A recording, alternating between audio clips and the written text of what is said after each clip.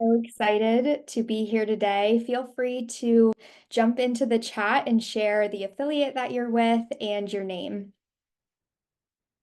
I know some of you might be coming from our other sessions, so welcome back if that's the case, and maybe some new faces as well, so welcome. We'll get started here in just a moment.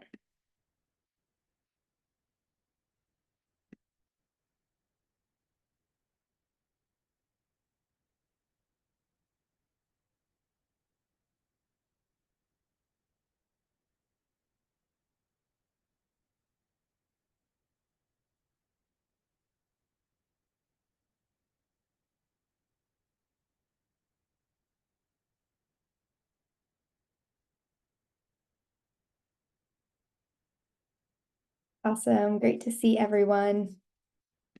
Thank you so much for joining. We'll give everyone a few more minutes to hop on.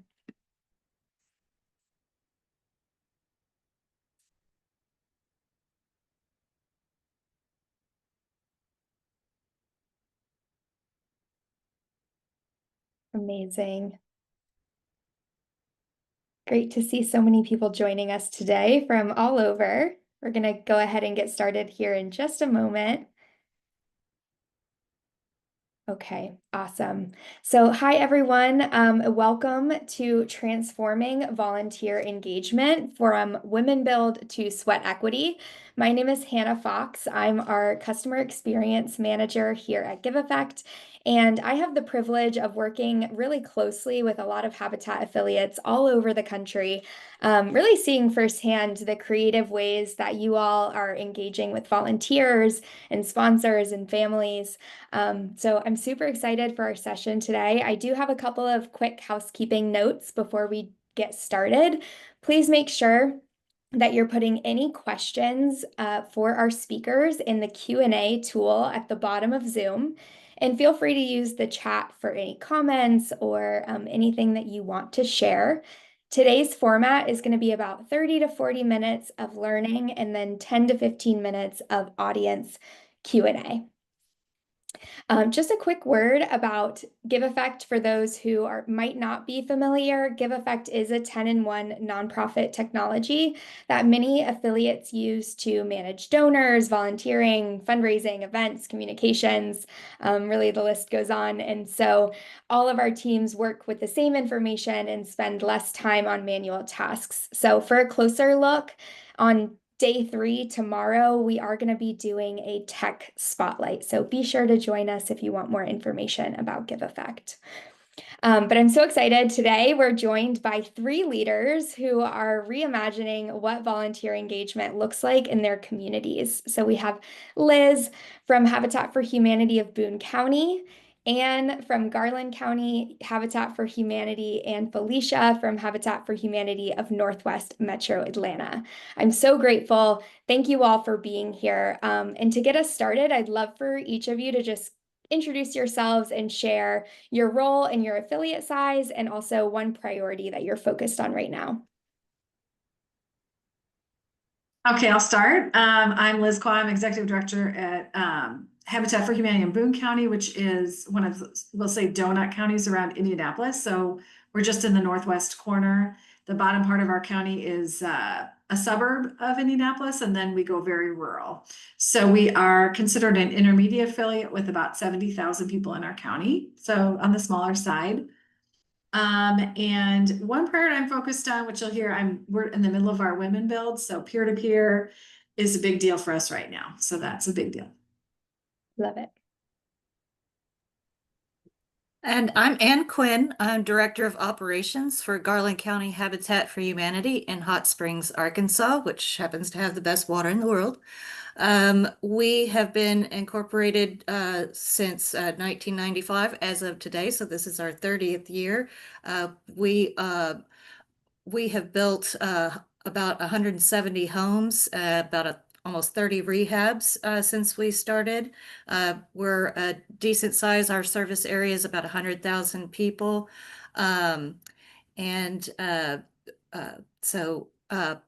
Along with our programming, our primary focus is building a new central campus so we can keep our overall building costs down and house all of our programs in one spot, so that we are able to expand our footprint going forward. Amazing. Good afternoon, everybody. My name is Felicia Alingu, and I am the Director of Community Impact at Habitat of Northwest Metro Atlanta. So we serve 3 counties west of Atlanta. The population of our service area is about 1 million folks. So I guess that makes us a large affiliate. And I like to say that I work at the center of our mission, bringing people together through homeowner services, volunteer management, and program evaluation and reporting. And I am really passionate about using technology and data to improve the efficiency of our service delivery. At our affiliate, right now we're building about 10 homes per year. And we're focused on our women build, which is starting construction next month. That's fantastic. Really starting off with Women's Build, all 3 of you run them, and all of you have a little bit of a different spin. So I think one of the keys to a Women's Build success is really how you structure it so that both your participants and your sponsors know how to engage and feel excited about the entire process. So Liz, since you're in the middle of it right now, executing your campaign, can you share just a little bit more about how you've structured things to really connect with your participants and what's worked well so far? Sure. So this is our 12th year of a women build. So super exciting, and it really is my favorite build. We usually have 34 to 36 teams of 10 women that come out. So we do have that many build days. And so the women really build the whole house. We have a few trades that obviously come in, but they do, the rest of it. So we have, for engagement, we have corporate teams and community, mostly community partners, but a lot of corporate teams as well. And just really trying to get them engaged is important. So we have actually a volunteer committee that helps run that whole build. There's 5 on that team, and they're all volunteers, and everything from ordering t-shirts, communicating with the teams. One person does emails about lunches. One person does all about registering and getting signed up on Giveffect, getting your peer-to-peer page set up, all of that. One person does all of that. So it's huge to have that much help when you have about 340, 350 women working on the house. And then another thing that we found that was really effective was to have we obviously have a public Facebook page, but we also have a private Women Build Facebook page that has been really fun and great engagement on a separate level, I guess I'll say. Just the women can engage themselves. They can put fundraisers on there. We do all the team pictures on there, and we share landscape days and, upcoming events on that. So that's been a great way to kind of keep that engagement, especially throughout the year. We'll post stuff too. So we usually do our women build in the fall because that's when the best weather is. We had it in the spring one time, and we learned our lesson. We won't do it in the spring again. So yeah, we try to engage them all year round so that when June comes around, we're waiting for teams to sign up, and the engagement's already there. That's fantastic. I love the idea of creating a Facebook page just to really build that community. And like you said, the engagement lasts past just the event itself. For doing it for so many years, I know that you've also mentioned that this event at this point kind of runs itself, which I'm sure is so helpful for you. Absolutely. We have probably 22 to 25 of the teams return every year.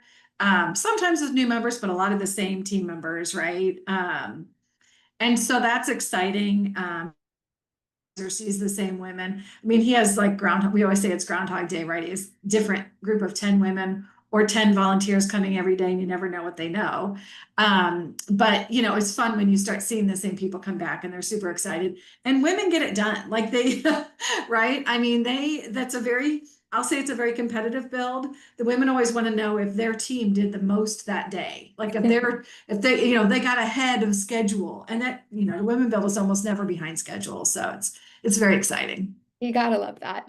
Yep, exactly. And I know that you're about to kick off your women's build, also really starting to get into the thick of it. So how have you structured it at the front end just to really set up that sponsor and participant engagement? Yeah. So ours starts the first week in October. We also have found that weather does not work for us in the spring. We had a heat stroke one year, so definitely want to keep it in the fall in Arkansas. So ours is set up so we have sponsors that we start engaging with pretty much right away. Um, we also have a lot of repeat. For example, our presenting sponsor this year signed up for being the presenting sponsor after they presented last year. So we're in the middle of last year's build and they automatically committed to being the presenting sponsor for this year. We have 30 women on the build site for 5 days, so 150 altogether. That's a combination of sponsors and then people who buy tickets. We also have two different ticket levels.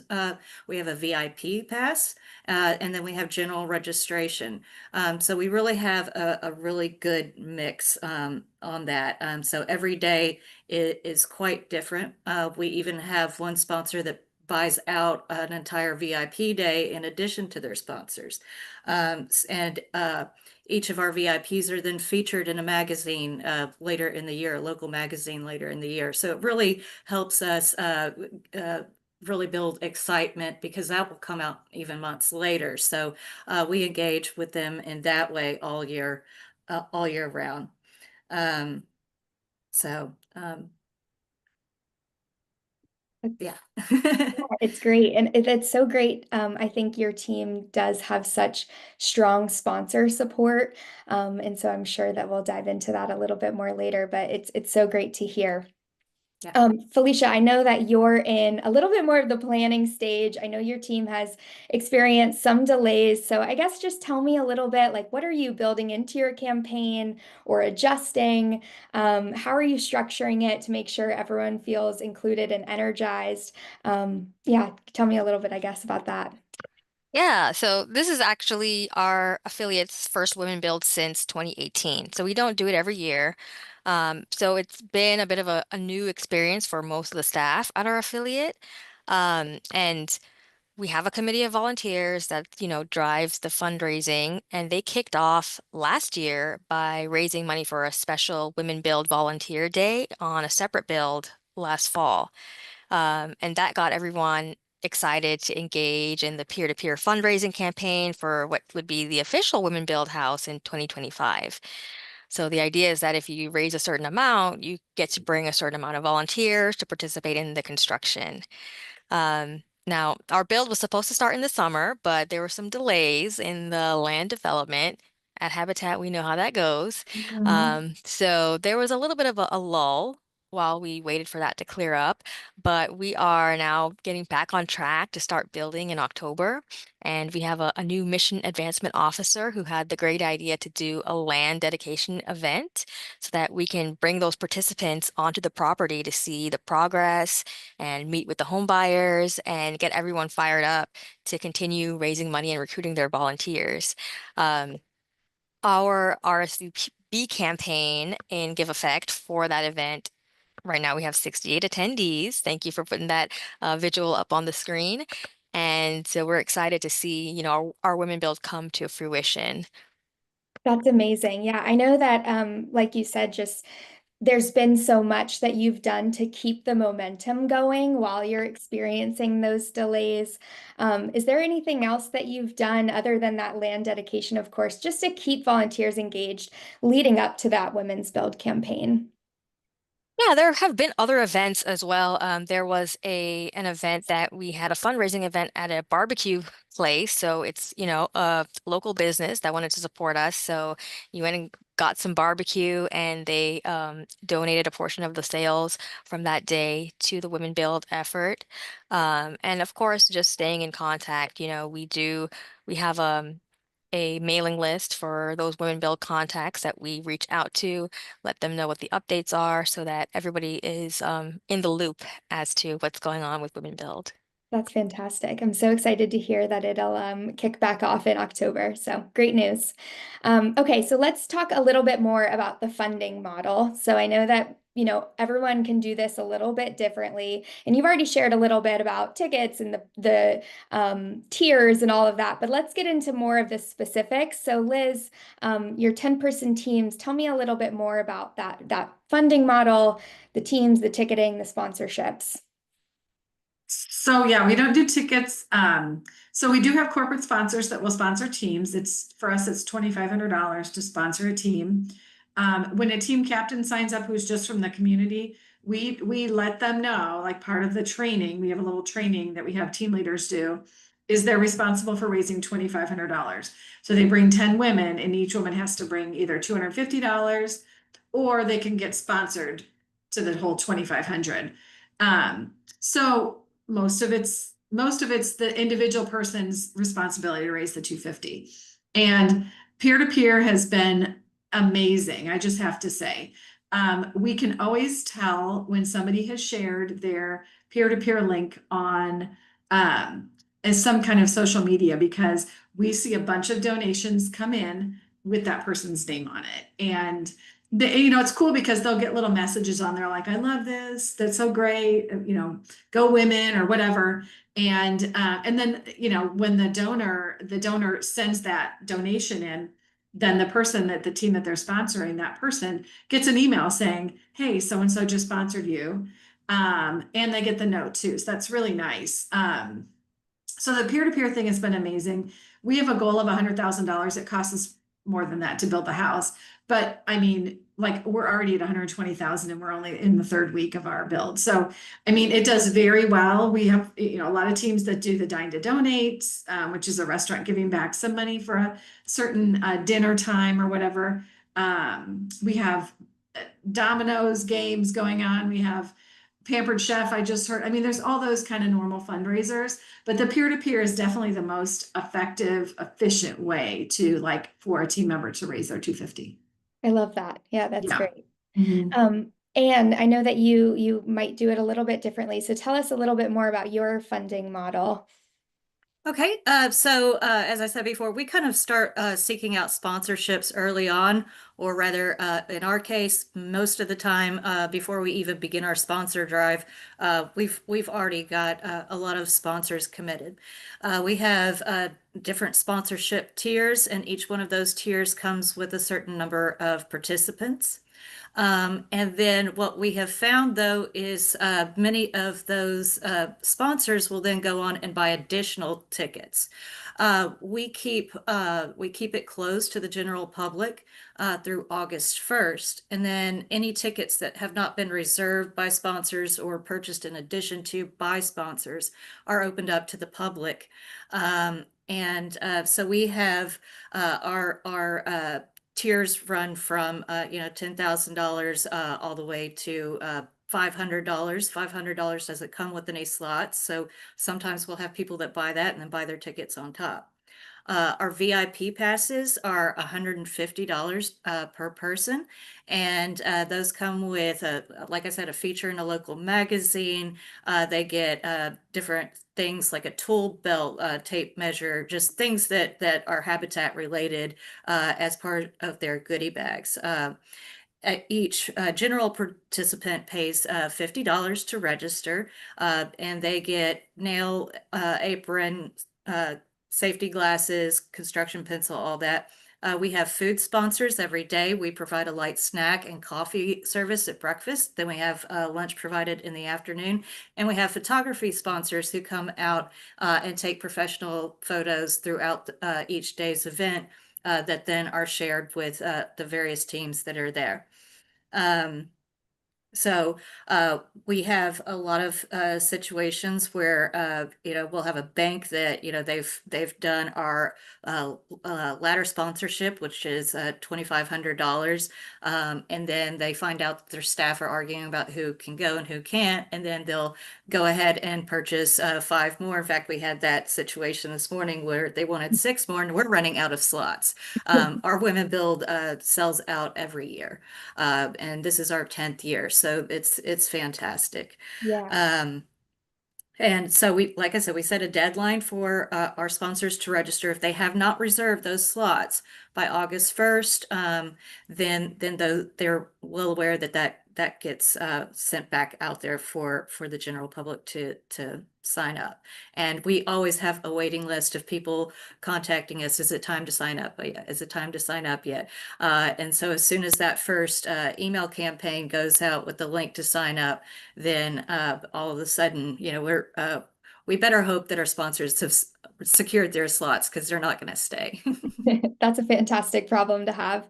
And I love Yes. hearing that you also have the photography sponsorships. That's so unique. I think it's also great for you all to be able to use those photos and have the professional photos to use throughout the year. So that's fantastic. So obviously, Women's Build is so much more than an event. It's such a story that lives on in the community year round. And I think a really big part of that story is just coming from people who stay engaged outside of just these build days. So I kind of want to shift into that a little bit. Women's Build is so visible, but sustaining these volunteers, again, goes beyond this event. So, how do you keep volunteers engaged throughout the year outside of builds?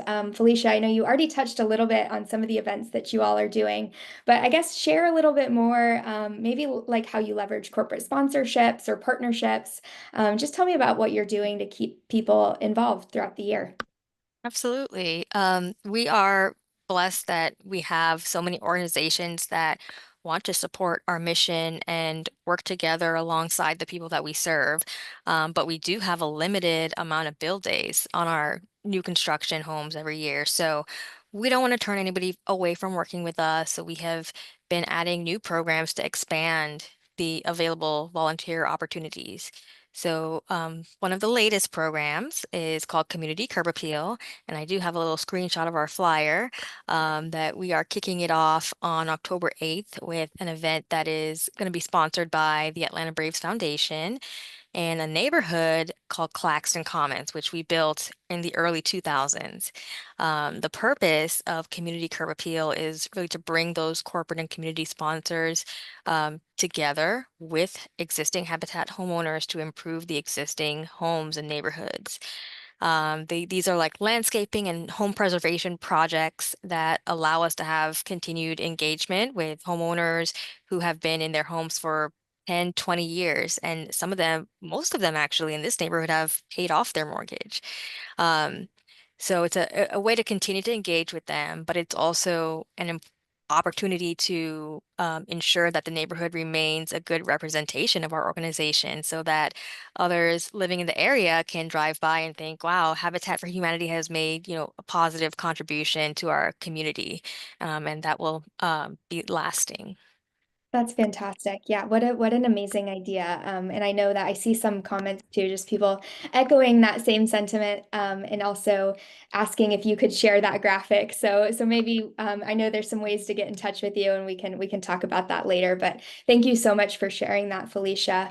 And I know that you've noticed some trends related to engaging volunteers. Can you just share a little bit more about that? Yes, so some of the grants that we've been applying for have started requiring that we provide opportunities for their team members to come build. So we're scheduling them. We don't schedule special build days. We build 4 days a week year round. And so what we'll do is we'll plug them into those different spots. Many of those types of sponsors have actually gotten more and more involved the more our women build has grown, because then they'll go back and although we allow men, the men will be like, well, when can we have our build day? So we've seen a lot of expanse in that way too. We're also in a very unique situation geographically where we are, because we are a resort town, but we're also a very large retirement community. And so what we find is that a lot of people come into town, they're from all over. They've either had experience with habitats in other locations, or they're just wanting to do something that's more hands-on and not just sit at home or go on the golf course every day. And a huge part of our volunteer force comes from that community, actually. we also participate with a lot of colleges, and now our state actually requires us to provide hours for students as part of their graduation path. So that's a new way that we're starting to engage the community. We also have 3 restores, so that all ends up tying in, and so there's never an opportunity not to get involved in some way. I love that. That's great. That's fantastic. Liz, anything that you want to share here as well? Yeah, you know, I mean, our big thing, I mean, outside of the build, I mean, on the build, we definitely try to make it, we work really hard to make it a good experience. But we have restores is mostly volunteers. Actually, we only have 2.5 staff on our restore, so we have 45 volunteers a week, and we make sure that it's a good experience. That's what really drives us. So we spend a lot of time making sure that they feel appreciated, you know, lots of thank you notes, that kind of stuff. We do volunteer engagement, volunteer thank you, kind of parties, if you will. And just, I mean, I think it's all about just that communication and making them feel like they chose to volunteer with us, right? So we need to appreciate that. That's what it comes down to. 100%. Yeah, I couldn't have said it better. Mhm. Well, boy, how time flies. Make sure that you're getting your audience questions in. We'll start to take them in about 5 minutes. But before we do that, I have a couple more topics I want to touch on before we move a little bit more into the sweat equity. And, you know, I know that your team has been using Giveffect for over 5 years now, which means that you've had a lot of time to see how data can shape decisions. So, can you just talk about the ways that you've used technology or data to better understand volunteer engagement patterns, how you adapt and really connect with them? Yeah, so we also so we have started adding in more shifts where individuals can sign up to bring different types of food to the construction site. It's kind of a toe in the water for them to get involved. But what we're able to see is we're really paying attention to how did these people get started? Did they get started through our women build? Did they get started by bringing donuts? Did they get started by coming to an event or just signing up online and finding us? And one of the things I love is how that we can customize the reporting through Giveffect. And so whether I remember to get on or not, I can have those sent to my email directly. And so when I get to the point where I can really, okay, here's what's working, here's what's not working. Why did we have 75 people show up on a site that's capped at 30 one day, and then we have 3 people the next day? So it's changed the way that we send out announcements and re-engage with everyone. Also, even so much down to the graphics that we use. If we really want more people involved, we'll make it look a little bit, snazzier so it catches people's eye. If we're just trying to be like, okay, let's keep it down to, then we kind of send a more toned down thing. But we're able to do that by so many years now that we can go back and see who's doing what, why they are, did they donate first, and it really gives us a broad overview so that we can start to focus more on what helps our community be more engaged along the way. Yeah, I think it's so powerful that you're using your data, not just to like know the patterns and be able to recognize that, but you're also using it to really inform your decisions. So that's great. I love to hear that. We're going to shift a little bit. So, of course, sweat equity is another cornerstone of Habitat's mission, and it's so deeply personal for families. So, for affiliates that might be starting to rethink how they track sweat equity, how do you all track sweat equity in a way that's clear and transparent for the individuals, for the households? And we'll get started with you again. I know that you have a great way of tracking, and then we'll move to Felicia and Liz. Okay. So the the heads of household, the adults in the household, we track all of their hours and their children's hours. We set them up within Giveffect as a household together. And then we each give them credit for the hours that they are working, just like you would any regular volunteer. Then when it comes to their advocates, we assign their advocates within Sweat Equity as their default. And then anyone who donates are actually what goes into Giveffect's term for Sweat Equity. And that way we are able to see what the households are putting in, what each individual family members are putting in, that even down to babysitting hours. But then we can also see by labeling it Sweat Equity hours for their donated hours, how many people have actually donated, because we have a cap for that. So we really needed a visual way to quickly go and look at the household, their Sweat Equity hours or their donated hours. They're up to this point. And then we can also easily, we send out weekly emails to our partner families, and we include their personal household hours in that email without having to track that ourselves. And that is such a huge relief for our families. So they can go in and they can see that and where they're at in their own progress. So we have tried it several different ways, but this really fits best for us. It did confuse the staff at first with the Sweat Equity terminology versus volunteer terminology, but once everybody got in the flow, it's been going fantastic. Love that. And I think it does really empower your families to be able to keep up with their own progress. That's awesome. Yes. Felicia, if you'll tell us a little bit about how your team does it. Absolutely. In our system, each home that we build is represented by a volunteer campaign in Giveffect. And one of the volunteer jobs in that campaign is specific to the future homeowner. And I think I have a screenshot of this, but within that volunteer job, you can specify the sweat equity recipient for all of the volunteers that register for that job. So our future homeowners have 4 volunteer spots for each build they own their home, and they get a custom link to share with all their family and friends who want to participate. And that way, all the volunteer hours are automatically added as sweat equity credits, and we don't have to worry about, all the paperwork and the log sheets that we used to rely on. And I have another screenshot that shows that sweat equity credits in their profile. And it shows, all of the different volunteers, how many hours they got, and it's tagged to that future home buyer so that we can calculate that automatically. Wow, that's such an efficient way to track it and use Giveffect to really leverage that. So that's amazing. Liz, do you want to jump in here too? Yeah, I mean, we're much more old school.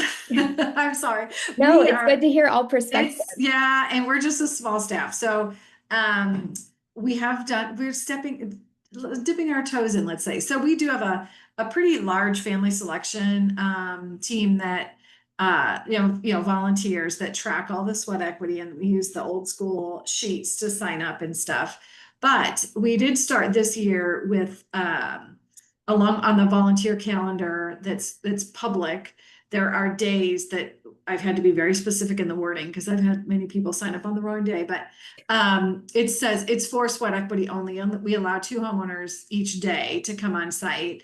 And so in addition to the 10 that we have for our team, whatever team is on site, we'll have the ability to have 2 of our partner families sign up for those days. So we have 15 in our queue, but we allow 2 for a build day. And that's been really nice. We've been able to track it better that way. Again, we still use the old school spreadsheet for tracking sweat equity, but we are dipping our toes into it, and we'll get there eventually. Yes, definitely. All right. Well, I have one last question for you all before we move into a Q&A.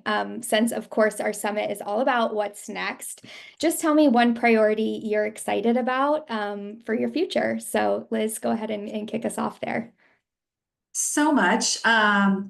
But one of the things that we just did a big capital campaign. We started a housing development here in Boone County So we were able to purchase some land, and we have 24 lots now, which is always a problem, right? Land is always an issue with Habitat.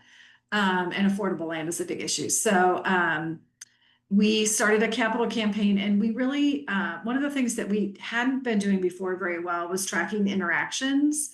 And so that is something that has become a bigger deal for us. And doing the capital campaign and having a small team. So I basically did the whole capital campaign by myself, but tracking that, raising that 1.5 million, you know, those interactions were really helpful to be able to go back and look at that.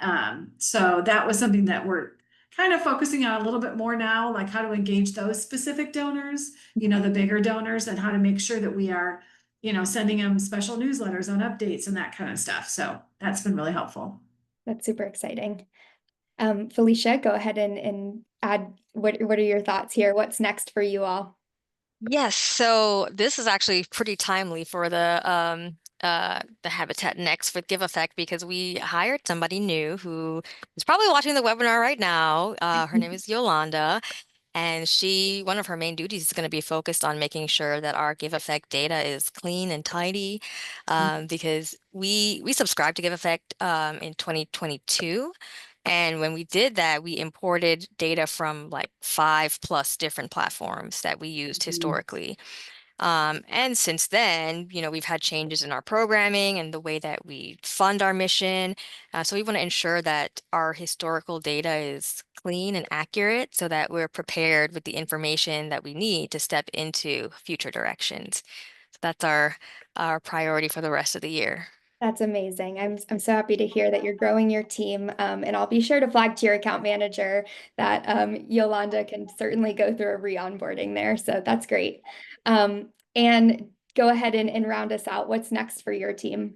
Okay, so we are building a central campus right now. So obviously our energies are focused on that right now. But to that end, that will allow us to do is expand our footprint. It will allow us to begin different programming such as aging in place and a more comprehensive repairs program. Those are our community's largest needs right now, and we are not able to fulfill them because we simply don't have the space. So we are looking as that being our focus, but right now we're getting through the tasks it takes to get us there. Yes, absolutely. Well, thank you all so much for being a part of this discussion today. I know that everyone is walking away with such good information.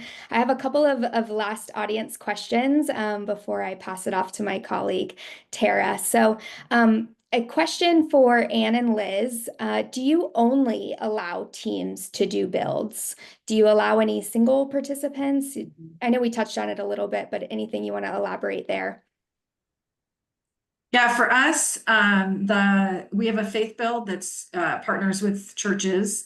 And then we have our women build, which actually partners, with those teams. But we have at least one build, if not two builds. We build anywhere from 3 to 5 homes a year. We have our restore supports a house, and that build is completely open to the public. And so when you go to our volunteer calendar, you can see that you can sign up for any day. Right. So, and there's 10 spots available for that day, plus 2 sweat equity partner families. And so, yeah, so we definitely use volunteers independently. That's great. Yeah. So we definitely also use individual volunteers. Like I said, we have a retirement community. So we have people that, wake up in the morning and just decide they want to be there. Then we have people who have been showing up on the job site every day for 20 years. So then we also do have special build days. So if we know like our local energy company is coming out and bringing a large volunteers, we'll kind of scale back, how we promote that particular build day, which is a normal day of the week. But it is definitely always mixed with us. We also have a faith build, and so we'll have multiple congregations or groups that come out on those particular days also. And then people that, again, who just independently show up. That's great. And I see another question here as well. And if this one's directed to you, can you just provide us a little bit more information on what the central campus is? Yeah, so right now we have 3 area restores, and we recently purchased a new building for our original restore, and the behind that building is a very large lot. In our current situation, we are in a remodeled house that was built in the 1900s that was very, very small. So none of us actually have an office. We're just kind of in open space rooms, and we're cramped 2 to 3 people to a room. So it's physically difficult. We also only have one storage shed to keep all of our equipment, any materials that we have. So we often spend more money by having to purchase items as we go, as opposed to having a place where we can house lumber, where we can house appliances and things like that. So what we're doing is building a building behind our current existing restore that will be separate from the restore, but it will hold a warehouse for our construction of materials and crew to work in on days where it's not good to work outdoors in. Then attached to that will be our administrative offices. And then we'll also have classroom space for our homeowner education, financial education, and all of those classes. So it's really bringing something. Right now, those classes are held pretty much anyone who will give us a space, that's where we're holding them. So this will give us a opportunity to be connected to our restore, yet still a little bit back and more connected to our construction site who, it's anybody's guess who's got what tool and what van and if they're going to show up that day. So it's really going to help us stay more focused and work more efficiently and be more fiscally responsible with our building materials. Yeah, that's fantastic. Okay, I think we have time for one more question, and I know this question we've already answered part of it. So the question is, how much does it cost to participate in your Women Build? Liz, I know that we already talked about it's $250 a person, $2,500 a team. Felicia and Anne, will you just share a little bit more about how you price tickets or sponsorships, or how maybe even your approach to how you determine that price? I can go first if that's okay. Yeah, so our VIP tickets are $150 a piece. I'm gonna try and share that our registration page here. So you can already see we've got some sold out. So we really price it. It cost us on that one overhead is about $30 with donated materials. Our regular general registration fees $50. That covers a $10 t-shirt, and everything else that they get is donated. We also, again, provide lunch and all of that and professional photography. So we kind of just basic a little bit on history because this is our 10th year. We've been doing this a while and everybody's comfortable with these prices, and it makes a lot of sense for us to reach our goal. And then I'll scroll down here to see our sponsorship tiers as well. So you can see that also is ranged out. Let me figure out if I can stop sharing. Okay. Yeah, so that's how we've priced it. We want to make sure, especially with our VIP tickets, that the majority of those funds are going into our overall fundraising campaign and not just purchasing goodies that get people excited, but they're actually there to help us fundraise. Thank you so much for sharing that. And it's so nice to see a visual as well. I can also give a little answer to that. The way we structure our builds right now, it is $165,000 that's needed for sponsorship dollars to build a home. We have 9 build days on each home. So if a sponsor just wants to do one day, it's about 18 to 20,000. But for this women build, there's some special opportunities where you can raise a lower amount of money for you to have a smaller team of volunteers to participate and share in the day with other volunteers as well. Thank you so much for sharing. Well, this was such an amazing session. I wish that we could stay here all day. Again, huge thank you to our panelists today for all the insight that you've shared. I'm going to pass it off to my colleague, to Tara. She just has a few closing remarks for you all. Hi, everyone. First off, thank you, Liz and Felicia and Hannah, too, for an amazing panel session. I hope everyone gained a little bit of knowledge to take back to their affiliates. And thank you to all of our attendees for being with us today at Habitat Next. Like Hannah said, my name is Tara Peitzer, and I am the Director of Marketing and Communications at Giveffect. So, sadly, this is the end of our second day. I hope days 1 and 2 really sparked ideas that you can put to work right away, and that you made a few new connections as well. Before we head into networking, I wanted to quickly share a few reminders of the announcements I made yesterday as well as in the last session. All right, so first up, Giveffect almost never runs promotions, but for the Habitat Next Summit, we are offering complimentary data migration and $2,000 off any subscription level for your first year at Giveffect. Again, we never do this, so if you're interested, I definitely recommend at least scheduling a call to learn more and see if Giveffect is the right fit for you. My colleague Tiffany has shared a slide with additional details, and we'll also share the details in our follow-up email just so everyone has everything on hand. No need to jot everything down in this moment. We are also doing a coffee giveaway. So many of you have already entered, and there's only a few minutes left to enter, but we are giving coffee on us to 10 attendees, $10 Starbucks gift cards. So yesterday we gave away 5, and today we'll give away another 5.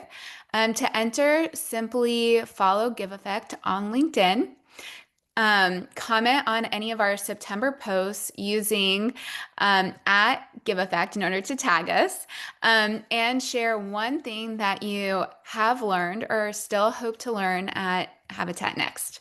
The winners will be selected at random, and we will announce it in just a few minutes in our networking session. Next up, I'm going to share a little bit about our Impact Circle referral program. So this is a new-ish program. If you're already a Giveffect customer, you probably are already aware of this. But just in case, to share a little bit about how it works, is if a Giveffect customer refers another Habitat affiliate, then you both win. So on this slide, you can see the details of the credits both your affiliate and the affiliate you refer will receive. You can also receive credits for referring non-Habitat organizations. To participate, just simply share our referral booking page, and just for easy access, we have this QR code here that you can scan with your phone, but we'll also send the details in email, so no need to rush to jot everything down. Also, a reminder about tomorrow, day 3, the last day of Habitat Next. The fun will continue with our tech spotlight. So if you want to take a deeper look at how Giveffect works, I know many of the affiliates yesterday and today talked about how they used it, what they did, the results, really exciting outcomes for so many of our affiliates. But with that, you'll be able to get a deeper look, really behind the scenes of how did all of these affiliates actually execute on this from the technology standpoint. So you'll be able to take a deeper look at how Giveffect works, including donor management, volunteer management, fundraising workflows, reporting, sweat equity, tracking, and so much more.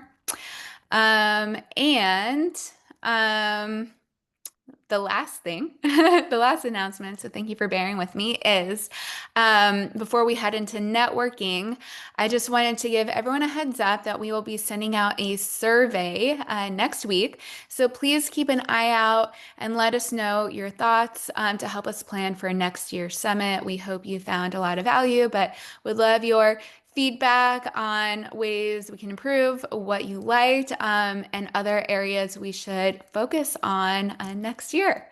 On behalf of the Giveffect team, I just want to thank you all for a very energizing day 2, and we look forward to seeing you networking right now and tomorrow for our tech spotlight. So see you there.